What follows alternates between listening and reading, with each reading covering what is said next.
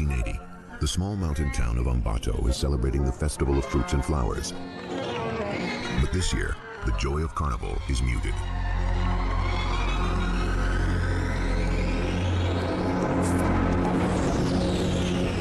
Dozens of girls between the ages of 8 and 12 have vanished. The whole province, even the whole country, saw that there were so many little girls disappearing, and nobody really knew what was happening. Their parents were desperate for answers.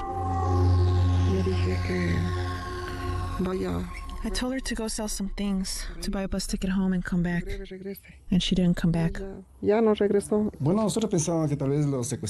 thought maybe somebody had kidnapped her for a ransom, or that somebody took her to another country. We thought they had taken her because she was very pretty, very pretty. At first, local police did little. They assumed the girls were just runaways. Unfortunately, the police did not take the disappearances of the little girls seriously. The police issued a release saying that the disappearances of the girls was because they had failed their school year. The families did what they could to find their daughters. The last girl, Ivanova Garzon, her mother put ads in newspapers, put ads on street lamps that said she'd give a reward of 20,000 sucres if someone gave some news about the little girl, but nothing. And then the bodies of some of the girls started showing up. They had been raped and strangled. Then more young girls disappeared. Now the families demanded answers. But the police had no leads and no suspects. We didn't have any evidence to begin to identify a suspect. We didn't have anyone who could provide some type of identification or give us a sketch. The citizens of Ecuador became wary. The killer could be anywhere.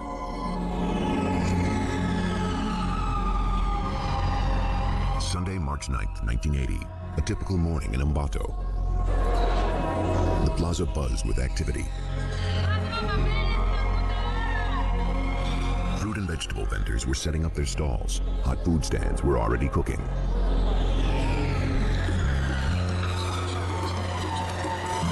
No one paid any attention to a stranger peddling his wares. He was selling chains, padlocks, and other trinkets. The man walked the plaza most of the day. Then he approached a vendor named Carlina Ramon. It was around 4 o'clock in the afternoon. This man asks me to sell him food. He began looking into my pots to see what I had, and then he kept looking at my daughter as if to try to get her attention. Carlina's daughter Alicia was 11 years old at the time. He would look at me funny, strangely, and gesture for me to come over. So I went to my mother and told her, "You know what, Mommy? This man keeps looking at me ugly and keeps calling me to come to him." Carlina spotted the man leaving the plaza. She'd heard about the missing girls of Ecuador and immediately was suspicious.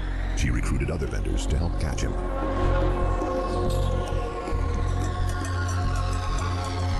Just outside the plaza, Carlina and her friends overtook the man and dragged him back. Carlina accused him of kidnapping and killing the little girls. He says, "No, ma'am. I'm a poor worker. I'm a humble man. I'm not a thief. I'm not anything. I have a clean heart." The townspeople weren't convinced. They held the man until police came to take him in for questioning.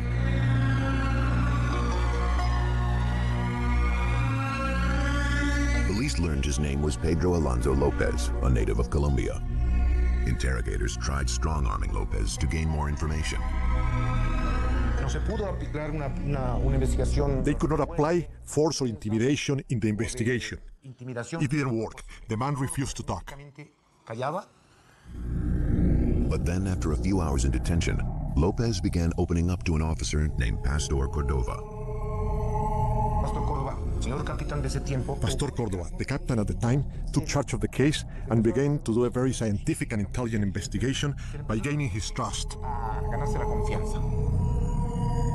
It was to him that Lopez confessed his story. He said he'd spent the last 7 years traveling between Colombia, Ecuador, and Peru. And in those 3 countries, he claimed he had raped and murdered as many as 300 young girls. The captain was stunned. It seemed impossible that one man could have carried out so much violence. If Lopez was telling the truth, he'd rank among the most prolific serial killers in history. He seemed like an ordinary person. It was unbelievable that this man killed so many little girls. News of the capture of Pedro Lopez soon hit the airwaves. Lopez relished the attention. He wasn't shy about discussing his crimes or philosophizing about life and death on camera. No, pues cuando uno se muere, pues pierde uno por total, pierde uno lo que es los sentimientos, su visibilidad de los ojos para ver, y una muerte que uno ya no vuelve ni saber quién es uno, ¿no? Todo queda así en una oscuridad nula. Lopez, it seemed, hoped to gain a twisted kind of immortality. Esto queda en la historia, ¿sí o no? Sí me van a pasar el talón. Yo estoy muy joven para morir. Lopez seemed proud of raping and murdering so many young girls. He said the grave sites were scattered all over the country and offered to lead police to each one. He would take the girls to desolate areas, fulfill his sexual appetite, and then he would strangle them and leave them covered in newspapers or branches. His confession set off a heartbreaking 6-week search for the bodies of his victims. Something that struck me about Pedro Alonso was how cold he acted when he was identifying the grave sites. It was as if what he'd done was normal. Lopez would lead police across 11 Ecuadorian provinces, a journey that would reveal the truth behind this seemingly insignificant man.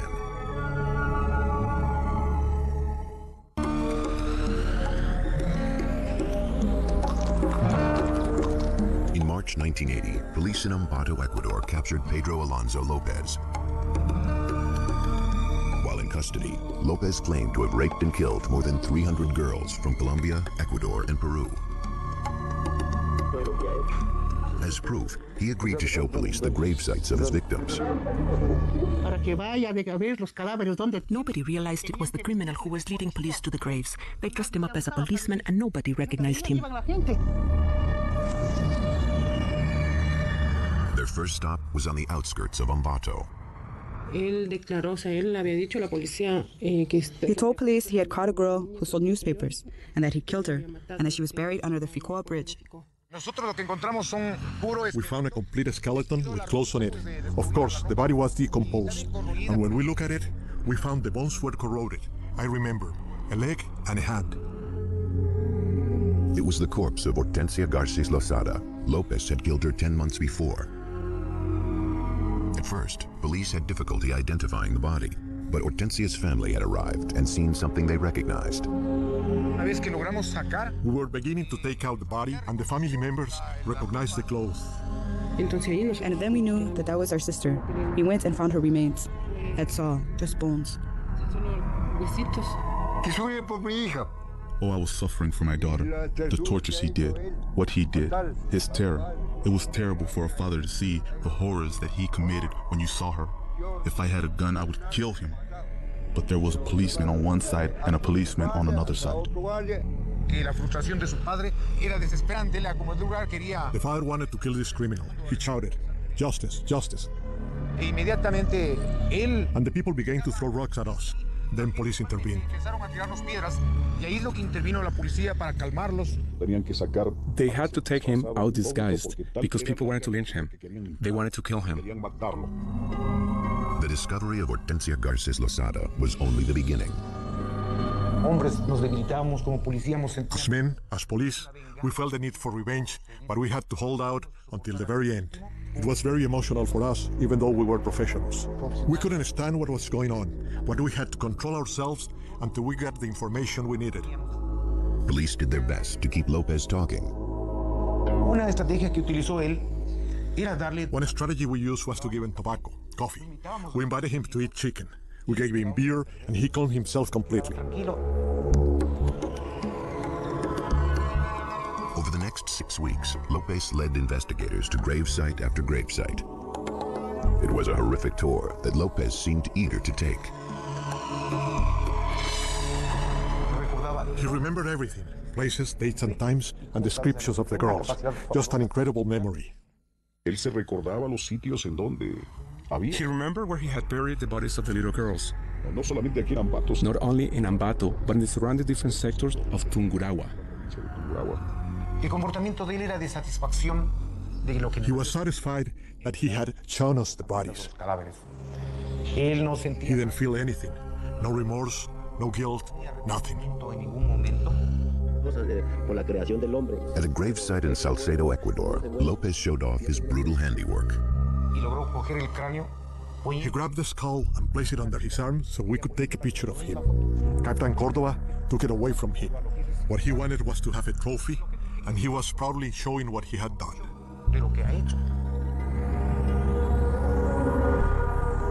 In all, police would unearth the remains of 57 of Lopez's young victims.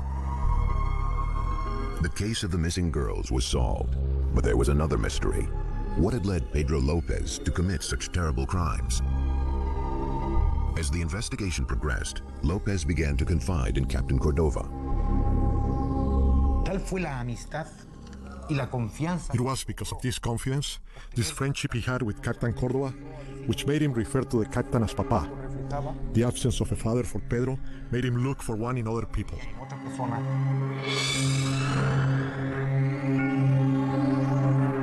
Lopez never knew his own father, Medardo Reyes. Reyes was a member of Colombia's Conservative Party who was caught in the crossfire of La Violencia, Colombia's civil war. He was shot and killed on April 9, 1948. At the time, Lopez's mother was 3 months pregnant with Pedro. I thought I was going to lose him from the shock. I could feel him inside me, but he was of strong blood. 6 months later, on October 8, 1948, Pedro Lopez was born in the Colombian town of Santa Isabel. When he was about 5 years old, he and his family moved to Espinal. According to his mother, Lopez was a polite child who dreamed of being a teacher. He liked to help the other children, and with his notebook, he helped them practice their vowels so they would learn. He said, "Mom, isn't it true that I'm good at teaching the children? One day I'm going to be a teacher." I said, "Yes, son. Please keep teaching them. What else can a mother say?" But Lopez and his mother have very different accounts of what his childhood was like. She claims that even though they were poor, she was a loving mother. In a recorded interview, Lopez claimed she was abusive. That woman was violent. It is my understanding that this woman is seeking the head, because that was not the proper way to punish your children. She would punish me with such violence. Lopez also claimed that his mother was a prostitute. As a little boy, he witnessed his mother commit sexual acts with men, and they hit her. In his mind, he began to believe that he had to defend what had happened to his mother and defend himself because his mother was very rough on him and would beat him. At age 8, Pedro Lopez ran away from home. His mother believed he was kidnapped by a neighbor. That night I cried and cried. I looked all over for him and I couldn't find him. Then I went to a man who is a fortune teller in Flanders, and he said that Pedro went in a car with a man from Cali. I borrowed money to go, and I cried and cried. They killed his father, and now my son was stolen. In fact, Pedro was headed to Bogota on his own.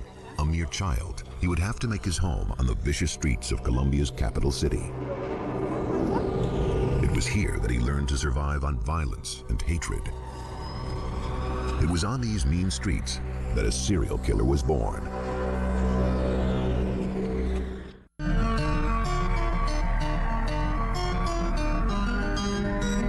March 1980, serial killer Pedro Lopez led police to the burial sites of many of his young victims. In a recorded interview, details of his past began to emerge. I was a very alert child, very spirited with an innocent mind. The majority of my childhood I was abandoned, lived in filth and sleazy places. My life has been dishonest because of being abandoned. The years can affect someone and change one drastically.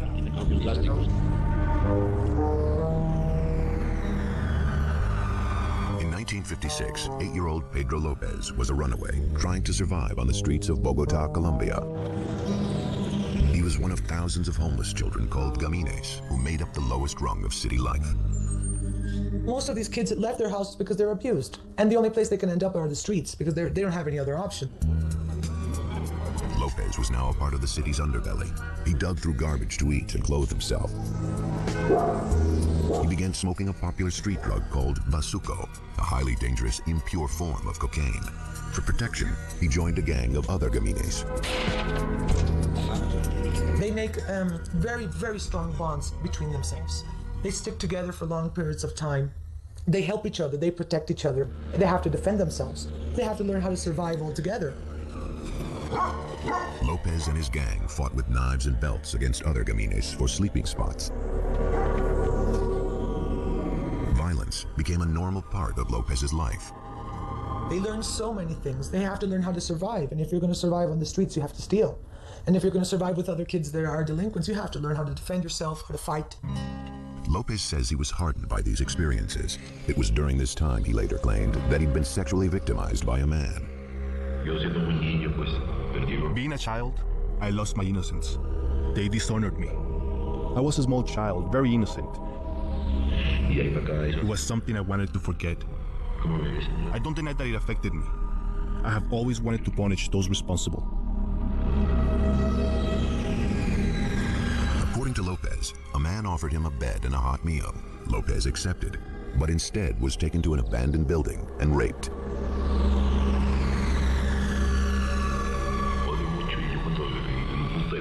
I hated it. When I see a certain person, let's say a male adult, that does not respect a young boy, well, I see to it to fix that person. Lopez said he couldn't go to the police. Rarely did they do anything about the plight of a gamine. After the incident, he said he went outside only at night.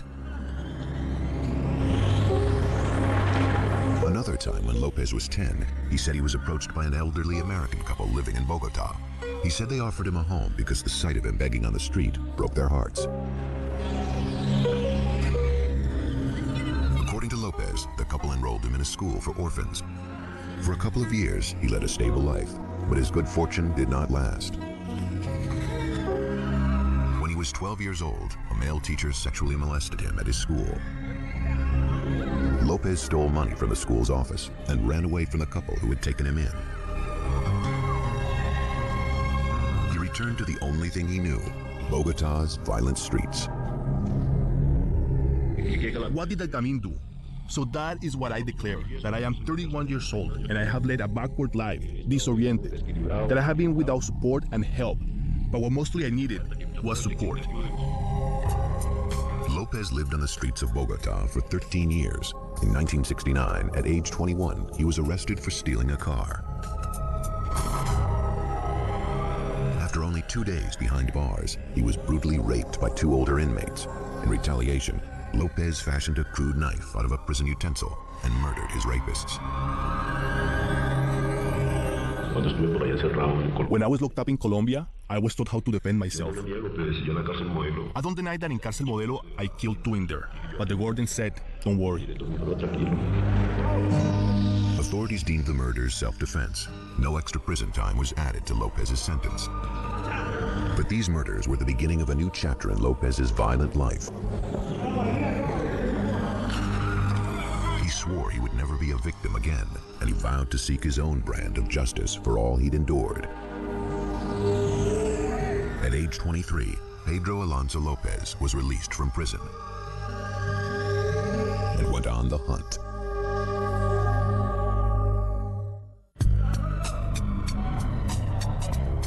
In 1971, 23-year-old Pedro Alonso Lopez was released after serving 2 years for car theft. He had endured an abusive home, the violent streets of Colombia, and a prison rape. Now, he wanted revenge. He began by searching for easy targets in towns in Colombia, Ecuador, and Peru. Gente de raza indígena y humilde. They were poor indigenous people, street vendors. These were the types of little girls that he chose. The poorest kids who have lesser education. He never chose white people. Gente de raza blanca. Lopez would pose as a salesman and approach girls between 8 and 12 years old. He would appeal to them and he would tell them, I'm lost, could you help me find the way to the bus? Could you help me find the way out of the town? Lopez relied on his charm to draw the girls away. He never physically kidnapped any of his victims. He would show himself like helpless, so the children would trust him a little bit more. After that, he would take them to a place where if the children would scream, they wouldn't be heard. First, he would sexually assault them. He slept all night with her and then raped her again in the morning and then killed her. He would spend a long time with them. Incredibly, he would later claim that he was helping his victims. He said he strangled them so they would go to heaven so that they wouldn't suffer in this world. In this way, Lopez murdered dozens of girls, and yet his crimes received little attention, and he killed again and again. After a cooling off period, he would look for his next victim and do it over and over again to satisfy his urges and his fantasies. In April 1979, he made his way to Ambato, Ecuador, looking for more victims. He met 11-year-old Hortensia Garces Lozada while she was selling newspapers. My mom was pregnant at the time, and when she sold newspapers, she saved money to be able to provide for my brother. On May 5th, 1979, Lopez asked Hortensia to be his guide in the city and gave her 100 sucres, about $10 US. He led her to the outskirts of town underneath a bridge, and then he raped her, beat her, and strangled her. He threw her body into a ditch and covered it with the same newspapers she'd been selling. When Hortensia didn't come home, her father Leonidas searched for her. She was out there somewhere, but I didn't find her. I couldn't find her.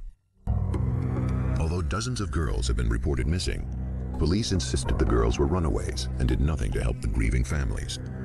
The police are against the people. They saved him. Here in this country, only the rich people have access to police, to justice. Lopez soon found another victim in Ambato, 9-year-old Ivanova Jacome. But this time, he went after the wrong target. Ivanova was the daughter of a successful baker. The day my daughter disappeared was February 14, 1980 at 11 in the morning. I had a bakery in the Avenida de los Andes, and I had a branch office about 15 blocks away. My daughter sometimes came to bring me something to eat. That day, I waited for her, and she never came. Because Carlos Jacome was a respected businessman, when he reported his daughter missing, the police responded. Soon news of the other missing girls began to spread. I took up flyers. I spread them all over Ecuador asking for information, but we didn't find out anything. 22 days later, on March 8th, the police recovered a little girl's body in a wooden shack on La Florida, a farm near town. Some radio reporters came to my house and they said, Carlos, a body of a little girl has been found. And so I went to the hospital morgue, and that's when I went in and I saw my daughter. I'm still devastated. For me, it was very tragic. News coverage warned the citizens of Ambato of a killer in their midst. As a result, Lopez was captured by townspeople after he attempted to kidnap a girl from the Plaza Urbina. That same day, the Jacome family buried Ivanova. That is when we knew who the criminal was. As of that day, things were discovered, and he began to say that there were cadavers here, and there were cadavers there, and there were cadavers in the other provinces. Pedro Lopez's reign of terror was over. He willingly showed police 57 bodies, and based on his confessions, was charged with 110 counts of murder. He claimed to have committed 200 more. I am the worst of the worst. Perhaps I took it too far because of my ignorance. The low of the low. Perhaps even a complete animal. But as the case went to trial, victims' families feared justice would not be served. This seemingly mad killer had, in fact, been carefully plotting his crimes. And he knew that the laws of Ecuador were on his side. If somebody killed one person, or killed 100, or killed 1,000, he would receive the same sentence. On July 31st, 1981, 33-year-old Pedro Alonso Lopez pled guilty in an Ecuadorian court to the murders of 57 girls. He was now imprisoned in the town of Ambato. There, he agreed to be interviewed by a local reporter. I can declare I, Pedro Alonso Lopez, author of these acts, declare myself guilty. Throughout the interview, Lopez tried to explain his crimes. First, he claimed that he was a killer because of the sexual and physical abuse he had suffered as a child. I, Pedro Alonso Lopez, who supposedly eliminated a small group of insignificants and allegedly took away their innocence. But my innocence has been taken away from me.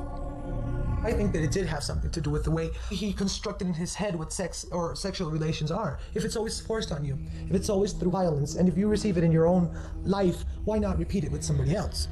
But psychologists believe Lopez's brutal crimes also satisfied another twisted desire. Uno de los motivos por los cuales él tenía que matarlas era porque eran pobres. One of the reasons he said he killed them was because they were poor. Tal vez le parecía. Maybe he found them ugly or useless and he tried to stamp out the weakness. Quitarle al mundo esa parte. This allows him to feel stronger, bigger. Un poquito más grande. He was always an unimportant person. He was living on the streets. He had no recognition, no social recognition whatsoever. And this was a moment for him to be big, to show the world what he was doing. Curiously, Lopez spoke of his victims as if he cared about them and believed he'd saved them from a life of misery. He thinks that he had to save the girls from poverty. He calls them my muñequitas, my dolls. He even tries to talk about them. He feels he's saving them, that he has a mission. On other occasions, Lopez blamed an alternate personality called Jorge Patiño for the murders. ¿Cuántas violaciones realmente cometió Pedro Alonso? Yo no cometía, yo estoy implicado como cómplice, claro que participé en el hecho, pero me tenía sugestionado bajo amenaza de muerte, que si lo delataba, que él me mataba. Pero Jorge Patiño eres tú mismo, decía. No, padre, yo Pedro Alonso López para servirle. While in prison, Lopez underwent a psychological evaluation. It was determined that he was a sociopath, that he suffered from an antisocial personality disorder. He does not consciously know right from wrong, and he does not feel guilty or remorseful for what he does. He's not able of understanding other people's pain or feelings, that what he does is for his own pleasure, without any concern of the other person. But are his statements signs of a pathology, or merely of a cruel and calculating mind? You asked me if I felt anything while asphyxiating certain persons. Well, no. It's strange, no? Someone who shoots another with a gun, and the other person feels the pain of the bullet. Is the shooter going to feel the same agony or the same pain? Lopez was very good at using his words to manipulate others. People with personality disorders are very smart, and they use their language in a way to try to justify their actions very well. They're very skillful.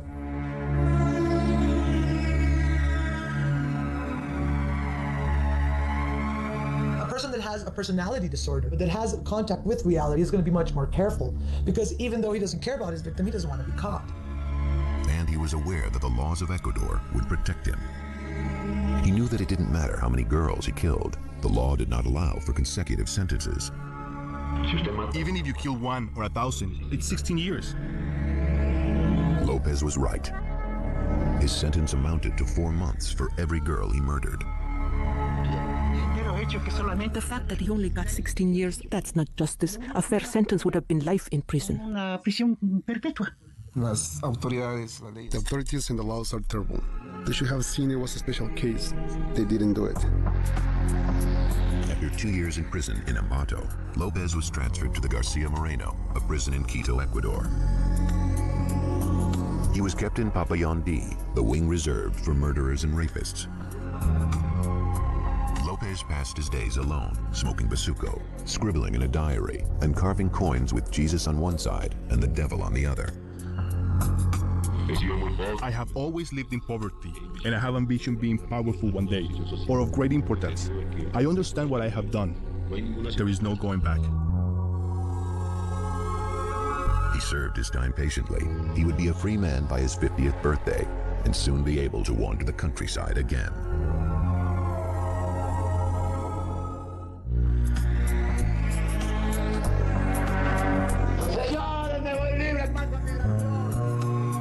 August 31st, 1994, serial killer Pedro Alonso Lopez was released from the Garcia Moreno prison after serving 14 years of a 16-year sentence. He was released 2 years early for good behavior.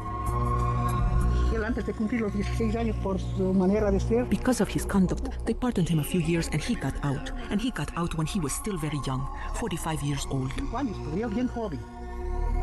The parents of the murdered girls were devastated by the length of Lopez's sentence, and many people thought someone should take the law into their own hands.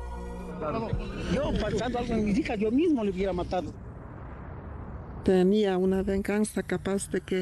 wanted revenge. I wanted to break him into pieces because he killed my baby. My friends gathered wood so I could try and burn him alive.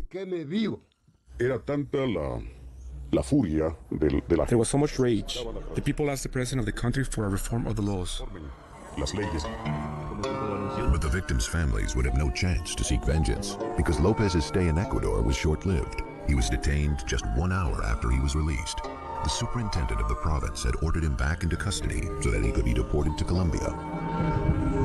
Usted es extranjero y si usted no tiene la documentación en regla, yo no puedo ponerle en libertad.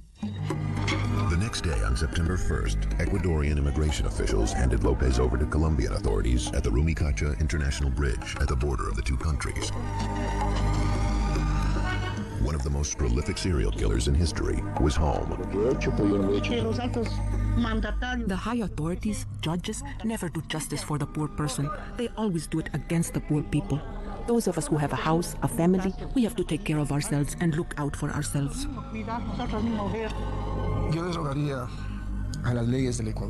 I would ask those who make the laws, judges, lawmakers, to work for the humble people and the poor people. I would ask that they do justice and protect everyone so this kind of crimes never happen again. Authorities feared Lopez would continue killing people. The Colombian DAS, the country's national security department, would not allow him to roam at will. Shortly after his arrival in Colombia, DAS officials picked him up, processed him, and then handed him over to prosecutors in the Colombian state of Tolima.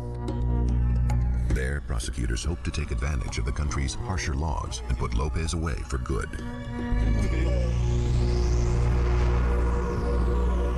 Lopez was charged with a 2-decades-old murder case. Back in December 1979, Lopez had traveled to Espinal. Within a month, 12-year-old Flor Sanchez disappeared. Her body had been found half buried in a rural area near the city. Her mother, Alba Sanchez, identified her daughter's remains later that day at the police station. I entered and they said, "Inspect the clothes. Maybe there's a little dress." Yes, it was my daughter. The murder seemed to match Lopez's pattern, and Colombian authorities had more than enough evidence for a conviction. God forgive me. They should take his life. How can you let a guy live that keeps killing like this? Why would they let him live? Yet again, Lopez dodged harsh punishment. In late 1995, he was declared insane and condemned to the psychiatric wing of the Cárcel Modelo in Bogotá.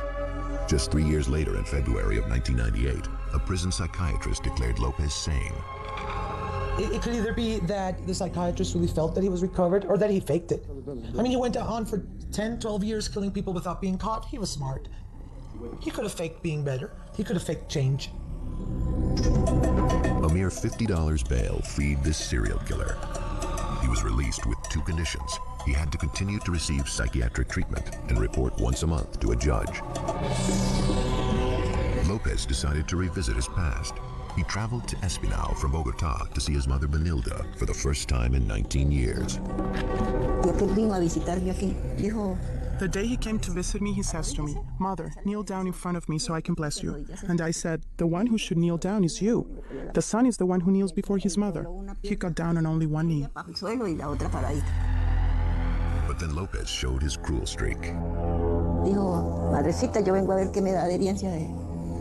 He said, "Mother, I came to see what you would give me of my inheritance." And I said to him, "I'm so poor. How am I going to give you something? I just have a chair and a bed."